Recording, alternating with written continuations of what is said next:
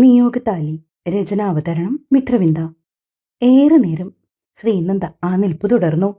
അപ്പോഴേക്കും അവൾക്ക് പോകാനായിട്ടുള്ള ബസ് വന്നിരുന്നു.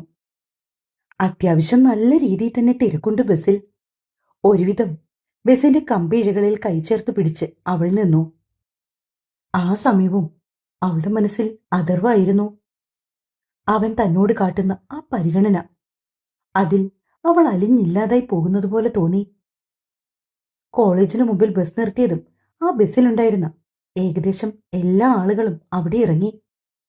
കാരണം ആ ബസ്സിലെ ഒട്ടുമുക്കാൽ ആളുകളും ആ കോളേജിലെ സ്റ്റാഫുകളും സ്റ്റുഡൻസുമായിരുന്നു. ബസ് ഇറങ്ങി മുന്നോട്ട് നടക്കാൻ തുടങ്ങിയപ്പോഴാണ് കോളേജിലെ മെയിൻ എൻട്രൻസിന്റെ അവിടെ നിന്ന് പാർവതി ഓടി ശ്രീനന്ദയ്ക്ക് അടുത്തേക്ക് വന്നത്. ശ്രീ. പെട്ടെന്ന് പാർവതിയുടെ ശബ്ദം കേട്ടു. ശ്രീനന്ദ ചുറ്റിലും നോക്കി. അവൾക്ക് നേരെ കൈ ഉയർത്തി കാണിച്ചുകൊണ്ട് പാർവതി ശ്രീനന്ദയ്ക്ക് അടുത്തേക്ക് ഓടിയെടുത്തു. നീ എപ്പോ വന്നു? ഒരുപാട് നേരമായി വന്നിട്ട്. പാർവതിയുടെ കണ്ട മാത്രമേ ശ്രീനന്ദ ചോദ്യങ്ങൾ ചോദിച്ചു. ഇല്ലടി, ഇതാ ഇപ്പൊ വന്നതേ ഉള്ളൂ. ഒരു 2 മിനിറ്റ് ആയിട്ടുണ്ടാവും. ഏട്ടനാ ഇന്നെന്നെ കൊണ്ടുവിട്ടത്. ഏട്ടൻ ഇന്ന് ഹോസ്റ്റലിലേക്ക് തിരിച്ചു പോവാ. ആണല്ലേ? അല്ല, നീ എങ്ങനെ വന്നേ? ഞാൻ ദാ ആ ബസ്സിനാണ് വന്നത്. വാ, നമുക്ക് ക്ലാസ്സിലേക്ക് പോകാം. വരാത്ത ദിവസത്തെക്കുറിച്ച് നോട്ട്സൊക്കെ എഴുതാനുണ്ട് കേട്ടോ. നിനക്ക് ഫോണുണ്ടായിരുന്നെങ്കിൽ ഞാനത് വാട്സപ്പിൽ സെൻഡ് ചെയ്തേനെ. ആ, അത് പോട്ടെ. പാർവതി പറഞ്ഞതും തല കുലുക്കിക്കൊണ്ട് ശ്രീനന്ദ മുന്നോട്ട് നടന്നു. കോളേജിൽ അവിടെ ഇവിടെ നിൽക്കുന്ന കുട്ടികൾ ശ്രീനന്ദയെ ശ്രദ്ധിക്കുന്നുണ്ട്. മറ്റൊന്നും കൊണ്ടല്ല, അവൾ വിവാഹിതയായി എന്ന വാർത്ത ഇതിനോടകം തന്നെ എല്ലാവരുടെയും ചെവിയിലെത്തിയിരുന്നു. ക്ലാസ്സിലേക്ക് ചെന്നപ്പോഴും ഇതുതന്നെയാണ് അവസ്ഥ. ക്ലാസ്സിലെ കുട്ടികളെല്ലാം അവളെ വല്ലാത്തൊരു ഭാവത്തിൽ നോക്കുന്നു. ഇതെന്താ? ആരും ഇതിനു മുമ്പ് ശ്രീനന്ദയെ കണ്ടിട്ടില്ലേ? പാർവതി അവരുടെ നോട്ടം കണ്ടുകൊണ്ട് ഒരു പുച്ഛത്തോടെ ചോദിച്ചു. കുട്ടികളെല്ലാവരും മുഖം താഴ്ത്തിക്കളഞ്ഞു. ശ്രീനന്ദ അപ്പോഴും ഒരു പുഞ്ചിരിയോടെയാണ് എല്ലാവരുടെയും നോട്ടങ്ങളെ നേരിട്ടത്. ശ്രീ, എങ്ങനെയുണ്ട് പുതിയ വീട്ടുകാരൊക്കെ? അവൾക്ക് തൊട്ടു മുൻപിലിരുന്ന ബെഞ്ചിലെ അഞ്ജലി അവളോട് ചോദിച്ചു. കുഴപ്പമൊന്നുമില്ല, നല്ല ആൾക്കാരാ. പിന്നെ നിന്റെ ഹസ്ബൻഡ് എങ്ങനെയുണ്ട്? ഹാൻസമാണോ? പെട്ടെന്ന് അഞ്ജലി ഇത് ചോദിച്ചതും ശ്രീനന്ദ പാളി പാർവതിയെ നോക്കി. പാർവതിയാണെങ്കിൽ മുഖത്ത് വിരിഞ്ഞ ചിരി കടിച്ചു പിടിക്കാൻ ശ്രമിച്ച് പരാജയപ്പെട്ടതുപോലെ ഡെസ്കിൽ മുഖം പൊഴുത്തിക്കിടന്നു. ശ്രീനന്ദ അവളുടെ തുടയിൽ അമർത്തി നുള്ളി. നീ എന്തിനാ എന്നെ നുള്ളുന്നത്? അവൾ ചോദിച്ചതിന് മറുപടി പറഞ്ഞാ പോരെ? പാർവതി പറഞ്ഞതും ശ്രീനന്ദ അഞ്ജലിയെ നോക്കി പതിയെ തലകുലുക്കി. പിന്നെ പാർവതിയുടെ ബുക്ക് നോക്കി വരാതിരുന്ന ദിവസത്തെ നോട്ട്സ് എല്ലാം പകർത്തി എഴുതാൻ തുടങ്ങി.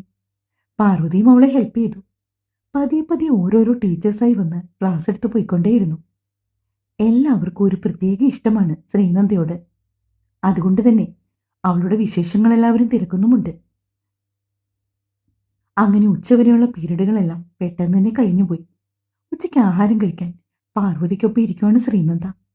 സിന്ധുവിന്റെ വീട്ടിൽ നിന്ന് വരുന്ന ദിവസങ്ങളിലാണെങ്കിൽ ശ്രീനന്ദയ്ക്ക് ചോറ് മാത്രമേ ഉണ്ടാവൂ.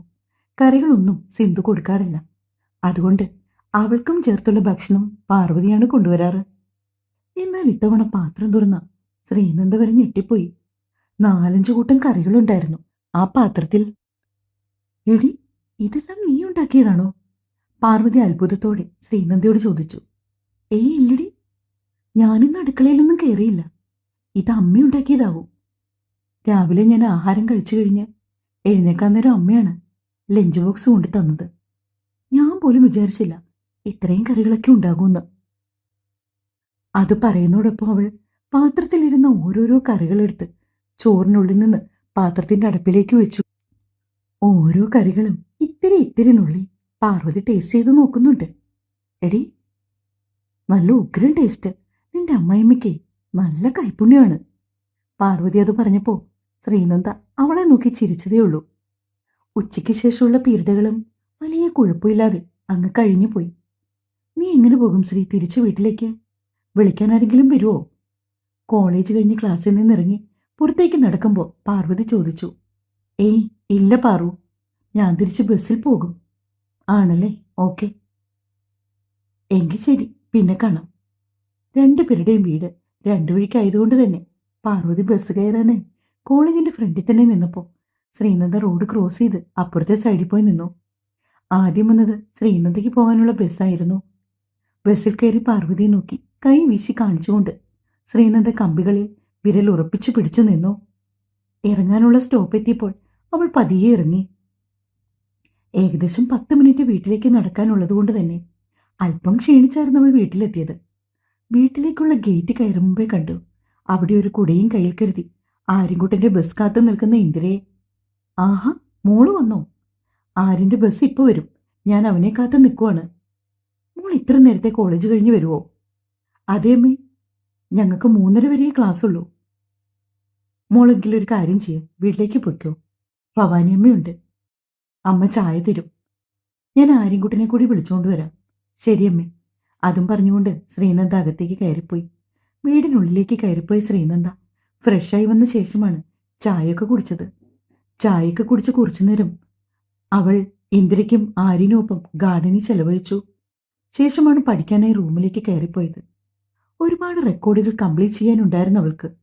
അതെല്ലാം പെട്ടെന്ന് സബ്മിറ്റ് ചെയ്യേണ്ടതായതുകൊണ്ട് തന്നെ അവൾ കൂടുതലും ശ്രദ്ധ ചെലുത്തിയതും അതിലേക്കായിരുന്നു. അതേസമയം തന്നെയാണ് ആര്യനൊരു ബുക്ക് എടുത്തുകൊണ്ട് ശ്രീനന്ദയ്ക്കരികിലേക്ക് വന്നത്. ആന്റി, എനിക്കിതൊന്ന് എക്സ്പ്ലെയിൻ ചെയ്തു തരാമോ? അവനെ സ്കൂളിൽ പഠിപ്പിച്ച എന്തോ കാര്യമാണ്. ശ്രീനന്ദ ആ ബുക്ക് കയ്യിലേക്കെടുത്ത് ഒന്ന് നോക്കിയ ശേഷം അവൻ ഓരോ കാര്യങ്ങളായി പറഞ്ഞു കൊടുക്കാൻ തുടങ്ങി. ഇടയ്ക്കെപ്പോഴോ ആര്യൻ കുസൃതി കാട്ടി തുടങ്ങി അവളോട്. വെറുതെ ശ്രീനന്ദയെ ദേഷ്യം പിടിപ്പിക്കാൻ അവളുടെ മൂക്കിൻ തുമ്പിൽ പിടിച്ചു വലിച്ചും അവളെ ഇക്കിളി കൂട്ടിയും ആര്യന്റെയും ശ്രീനന്ദയുടെയും കളിയും ചിരിയും ശ്രീനന്ദയുടെ മുറിയിൽ നിന്ന് മുഴുങ്ങിക്കേട്ടതുകൊണ്ടാണ് ഓഫീസിൽ നിന്ന് മടങ്ങിയെത്തിയ അഥർവ് നേരെ ശ്രീയുടെ റൂമിന്റെ വാതിൽക്ക് ചെന്നത്.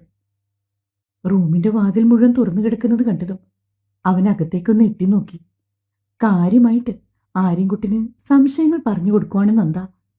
പക്ഷെ അവനാണെങ്കിൽ ചിരിയും കളയും ശ്രീനന്ദയുടെ കാതിൽ പിടിക്കുന്നു, കവളി നുള്ളുന്നു, ഉമ്മ കൊടുക്കുന്നു. കുറച്ചധികം നേരം അഥർവ് അവരൊന്നിച്ചുള്ള ആ നിമിഷങ്ങൾ നോക്കി നിന്നു. പിന്നെ പതിയെ മുറിയിലേക്ക് കയറിപ്പോയി. എന്നാലും ഈ കൊച്ചു പെണ്ണ് എത്ര വേഗം എന്റെ ചെറുക്കനെ കയ്യിലെടുത്ത് കളഞ്ഞല്ലോ. മനസ്സിലത് ചിന്തിച്ചുകൊണ്ട് മുറിയിലേക്ക് നടന്ന അഥർവിന്റെ ചുണ്ടിൽ നേർത്തൊരു പുഞ്ചിരി തിളങ്ങി നിന്നു. അതേസമയം സിസ്റ്റത്തിന്റെ മുമ്പിൽ അക്ഷമയോടെ ഔട്ട്പുട്ടിനു വേണ്ടി വെയിറ്റ് ചെയ്തിരിക്കുവാണ് ജ്യോതി. അപ്പോഴാണ് അവളുടെ ഫോൺ റിങ് ചെയ്തത്. നന്നേ വെളുത്ത് മെലിഞ്ഞ് അതിസുന്ദരിയായ ഒരു യുവതിയാണ് ജ്യോതി. തോളൊപ്പം വരെയുള്ള മുടി ഭംഗിയായി ലെയർ കട്ട് ചെയ്ത് കളർ ചെയ്തിട്ടിരിക്കുന്നു. കണ്ടാലൊരു 28 വയസ്സിനോടടുത്ത് പ്രായം തോന്നും. പക്ഷെ 32ന്റെ അടുത്ത് പ്രായമുണ്ട് അവൾക്ക്. പെട്ടെന്ന് ഫോൺ റിങ് ചെയ്തതും അവൾ അതിലേക്കൊന്ന് എത്തി നോക്കി. വേദിക എന്ന് സ്ക്രീനിൽ തെളിഞ്ഞതും ജ്യോതി ഫോൺ കോൾ അറ്റൻഡ് ചെയ്തു. ആ, പറയൂ വേദു, എന്തൊക്കെയുണ്ട് വിശേഷം?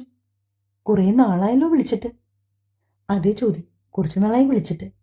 ഇവിടെ ചില വിശേഷങ്ങളൊക്കെ നടന്നു, അതൊന്ന് പറയാൻ വേണ്ടി വിളിച്ചതാ ഞാൻ. താനിപ്പോൾ ഫ്രീ ആണോ? വേദിക ജ്യോതിയോട് ചോദിച്ചു. ഒരു 10 മിനിറ്റ് കഴിഞ്ഞാൽ എൻ്റെ വർക്ക് ഫിനിഷ് ആക്കും, ജ്യോതി പറഞ്ഞു. എങ്കിൽ ശരി, ഞാൻ എന്തായാലും തൻ്റെ ഓഫീസിൻ്റെ അടുത്തുള്ള സെൻട്രൽ സ്ക്വയർ മാളിൽ വെയിറ്റ് ചെയ്യാം. താൻ അവിടേക്കോ? ഫുഡ് കോർട്ടിൽ ഞാൻ ഉണ്ടാവും കേട്ടോ. കുറച്ച് കാര്യങ്ങൾ പറയാനുണ്ട്. എന്താ വേദിക, എന്തെങ്കിലും സീരിയസ് മാറ്റർ ആണോ? എനിക്കിത് അത്ര സീരിയസ് മാറ്റർ അല്ല, പക്ഷെ തനിക്കിത് കുറച്ച് സീരിയസ് മാറ്റർ ആയിരിക്കും. വേദിക ഇങ്ങും തൊടാതെ പറഞ്ഞതും ജ്യോതിക്ക് ഇങ്ങ് ടെൻഷനായി. ഓക്കെ ശരി, നീ എന്തായാലും അവിടെ വെയിറ്റ് ചെയ്യേ, ഞാനൊരു 10-20 മിനിറ്റിന് അവിടെ എത്താം. വേദിക ഫോൺ വെച്ചിട്ട് ജ്യോതിയുടെ മനസ്സ് അസ്വസ്ഥമായി തന്നെ തുടർന്നു. എന്നാലും തന്നെ ബാധിക്കുന്ന എന്ത് സീരിയസ് മാറ്റർ ആയിരിക്കും വേദികയ്ക്ക് പറയാനുള്ളത്? വേദിക അഥർവിന്റെ അത്ര അടുപ്പമല്ലാത്ത ഒരു ബന്ധമാണ്. അവരുടെ വീട്ടിൽ നടക്കുന്ന കാര്യങ്ങളും ആര്യന്റെ വിശേഷങ്ങളുമൊക്കെ ജ്യോതി അറിയുന്നത് വേദികയിലൂടെയാണ്. ഇടയ്ക്കൊക്കെ വേദിക ആര്യനെ കാണാൻ പോകും. ആര്യൻ പോലും അറിയാതെ വീഡിയോ കോൾ ചെയ്തവൾ ജ്യോതിക്ക് ആര്യനെ കാണിച്ചു കൊടുക്കും. മാത്രമല്ല, ജ്യോതി ആര്യനു വേണ്ടി വാങ്ങിക്കൊടുക്കുന്ന സാധനങ്ങളെല്ലാം വേദിക താൻ വാങ്ങിയതാണെന്ന പേരിൽ കൊണ്ടു കൊടുക്കാറുമുണ്ട്. ജ്യോതി പെട്ടെന്ന് തന്നെ വർക്ക് ഫിനിഷ് ചെയ്ത് കൊളീഗ്സിനോടൊക്കെ യാത്ര പറഞ്ഞ് വേഗം പാർക്കിങ്ങിലേക്ക് പോയി. പാർക്കിങ്ങിൽ കിടന്ന അവളുടെ കാർ എടുത്തുകൊണ്ട് നേരെ പോയത് സെൻട്രൽ സ്ക്വയർ മാളിലേക്കാണ്. കാർ പാർക്കിങ്ങിലിട്ട് അക്ഷമയോടെ ഫുഡ് കോർട്ടിലേക്ക് നടന്നു. പ്രതീക്ഷിച്ചതുപോലെ തന്നെ ഫുഡ് കോർട്ടിന്റെ ഒത്ത നടുക്കുള്ള ഒരു ടേബിളിൽ വേദിക അവൾക്ക് വേണ്ടി വെയിറ്റ് ചെയ്യുന്നുണ്ടായിരുന്നു. ജ്യോതി ധൃതിയിൽ നടന്ന് വേദികയ്ക്ക് അടുത്തേക്കെത്തി. എന്താ വേദിക പറയാനുണ്ടെന്ന് പറഞ്ഞത്? വെപ്രാളത്തോടെ ജ്യോതി ചോദിച്ചു. എടാ ജ്യോതി, താനിങ്ങനെ ടെൻഷനാകാൻ വേണ്ടിയൊന്നുമല്ല. അവിടെ കുറച്ച് കാര്യങ്ങളൊക്കെ നടന്നു. താൻ അറിഞ്ഞിട്ടുണ്ടാവില്ലെന്ന് എനിക്കിപ്പോൾ ബോധ്യമായി. എന്ത് കാര്യങ്ങൾ? നീ സസ്പെൻസ് ഇല്ലാതെ കാര്യം പറ വേദിക. താൻ അറിഞ്ഞിരുന്നോ? അഥർവിന്റെ വിവാഹം കഴിഞ്ഞു. കുറച്ച് ദിവസമായി. വേദിക പറഞ്ഞ കാര്യങ്ങൾ ഒരു ഞെട്ടലോടെയാണ് ജ്യോതി കേട്ടിരുന്നത്. എന്നിട്ട് നീ ഇപ്പോഴാണോ പറയുന്നത്? എടി, അങ്ങനെ അധികം ആരോടും അവർ പറഞ്ഞിട്ടില്ല. വളരെ രഹസ്യമായിട്ടുള്ള ഒരു ചടങ്ങായിരുന്നു. കുറച്ച് ബന്ധുക്കൾ മാത്രമേ ചടങ്ങിൽ പങ്കെടുത്തുള്ളൂ. ഞാൻ ആ സമയത്ത് ഒരു ജോലിക്കാരിയുമായി ബന്ധപ്പെട്ട് ബാംഗ്ലൂരിൽ നിൽക്കുമായിരുന്നു. അന്നേരം ഇന്ദിരാന്റിയുടെ സ്റ്റാറ്റസാണ് ഞാൻ കണ്ടത്. അഥർവ് ഒരു പെണ്ണും കൂടി നിൽക്കുന്നു. ഞാൻ സ്ക്രീൻഷോട്ട് എടുത്ത് വെച്ചിട്ടുണ്ട് നിന്നെ കാണിക്കാൻ. കാണിച്ചു തരാം.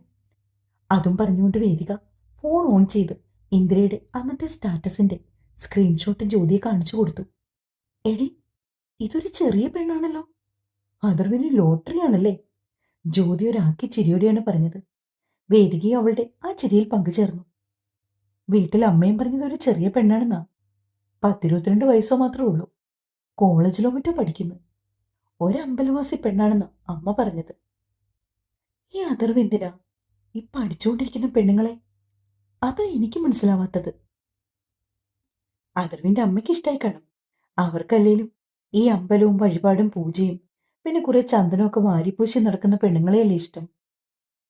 ജ്യോതി പുച്ഛത്തോടെ മനസ്സിലോർത്തു. എന്നാലും അഥർവ് ഇത്ര പെട്ടെന്ന് മൂവോണായോ? ജ്യോതി ആലോചനയോടെ പറഞ്ഞുകൊണ്ട് വേദികയുടെ നേർക്ക് നോക്കി. അതെന്താ, നിനക്ക് മാത്രം മൂവോൺ ആയാൽ മതിയോ? 4 വർഷമായില്ലേ? എത്രയെന്നും പറഞ്ഞാ അഥർവ് ഇങ്ങനെ ഒറ്റത്തടിയായി ജീവിക്കുന്നത്?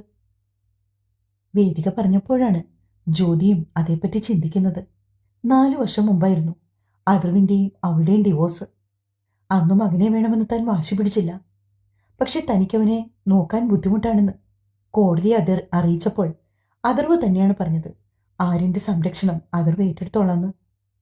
അങ്ങനെയാണ് ആര്യൻ അഥർവിനൊപ്പം പോയത്. മാസത്തിൽ ഒരാഴ്ച തനിക്ക് വേണ്ടി ആര്യനെ വിട്ടു നിൽക്കണോ എന്ന് കോടതി ചോദിച്ചപ്പോഴും വേണ്ടാവുന്നൊരു ഉത്തരമായിരുന്നു തന്റെ പക്കൽ നിന്നുണ്ടായത്. അതുകൊണ്ടെന്താ, ഇടയ്ക്ക് വല്ലപ്പോഴും ആര്യനെ കാണാനുള്ള ഒരു അവസരം പോലും പിന്നീട് അവൾക്ക് ലഭിച്ചില്ല. കോടതി വിധിക്ക് ശേഷം കുറച്ചു മാസങ്ങൾ കഴിഞ്ഞപ്പോൾ അഥർവിനെ കണ്ടിരുന്ന ജ്യോതി മകനെ കാണാൻ സമ്മതിക്കണമെന്ന് പറഞ്ഞപ്പോൾ നഖശികാന്തോ എതിർത്തു. അവൻ ഒരു തരത്തിലും തന്നെ ആര്യനെ കാണിക്കില്ലെന്ന് പറഞ്ഞു. പിന്നീട് താനും അക്കാര്യത്തില് അധികം സമ്മർദ്ദം ചെലുത്താൻ നിന്നില്ല. മറ്റു ജോലി തിരക്കുകൾ വന്നതോടെ ആര്യനെ പൂർണ്ണമായും മറന്നു എന്ന് പറയുന്നതാവും കൂടുതൽ ശരി. വല്ലപ്പോഴും വേദികയാ വീട്ടിൽ പോകുമ്പോൾ ആര്യനെ കാണും, അത്ര തന്നെ. ജ്യോതി ആലോചനയോടെ ഇരുന്നു. എന്താ ജ്യോതി നീ ആലോചിക്കുന്നേ? ഏയ്, ഒന്നുമില്ലടി. എന്നാലും അഥർവ് ഇത്ര പെട്ടെന്നൊരു വിവാഹം കഴിക്കുമെന്ന് ഞാൻ പ്രതീക്ഷിച്ചില്ല കേട്ടോ, ജ്യോതി പറഞ്ഞു. അതിന് മറുപടിയൊന്നും പറയാതെ വേദിക അവളെ നോക്കിയതേ ഉള്ളൂ. എങ്കിൽ പിന്നെ ഞാൻ പോട്ടെ ജ്യോതി. ഇതൊന്നും നിന്നോട് പറയാൻ വേണ്ടിയാ നിന്നെ വിളിച്ചത്. എനിക്കിന്ന് വൈകിട്ട് മക്കളെയും കൊണ്ട് ഔട്ടിങ്ങിന് പോകണം. അവർക്ക് വാക്ക് കൊടുത്തതാ. വേദികയുടെ ഭർത്താവ് അജീഷ് ദുബായിൽ സോഫ്റ്റ്വെയർ എഞ്ചിനീയറാണ്. വേദിക നാട്ടിൽ കമ്പ്യൂട്ടർ എഞ്ചിനീയറും. ഓക്കെ വേദിക. വേദിക യാത്ര പറഞ്ഞു പോയിട്ടും ജ്യോതി ആലോചനയോടെ അവിടെ തന്നെ ഇരുന്നു. ആര്യനെ അഥർവിന്റെ കൈകളിൽ ഏൽപ്പിച്ചിട്ട് ആ ബന്ധം അവസാനിപ്പിച്ചതുപോലും തനിക്ക് ശേഷം അഥർവിന്റെ ജീവിതത്തിലേക്ക് മറ്റൊരാളും കടന്നു വരുത് എന്ന സ്വാർത്ഥത കൊണ്ടായിരുന്നു. ആ, ഇന്ദിരയ്ക്കിപ്പോ സന്തോഷമായി കാണും. അവർക്കല്ലേലും ഇങ്ങനെ അമ്പലവും വീടും മാത്രമേ നടക്കുന്ന പെണ്ണുങ്ങളെയാണല്ലോ ഇഷ്ടം. അനിഷ്ടത്തോടെ ജ്യോതി ഓർത്തു. തുടരും. അടുത്ത പാർട്ട് വൈകിട്ട് 8 മണിക്ക് തരാം. കഥ വായിച്ചിട്ട് അഭിപ്രായം പറയാൻ മറക്കല്ലേ. ലൈക്കും തരണേ. സ്നേഹത്തോടെ നിങ്ങളുടെ സ്വന്തം മിത്രവിന്ദ. Thank you.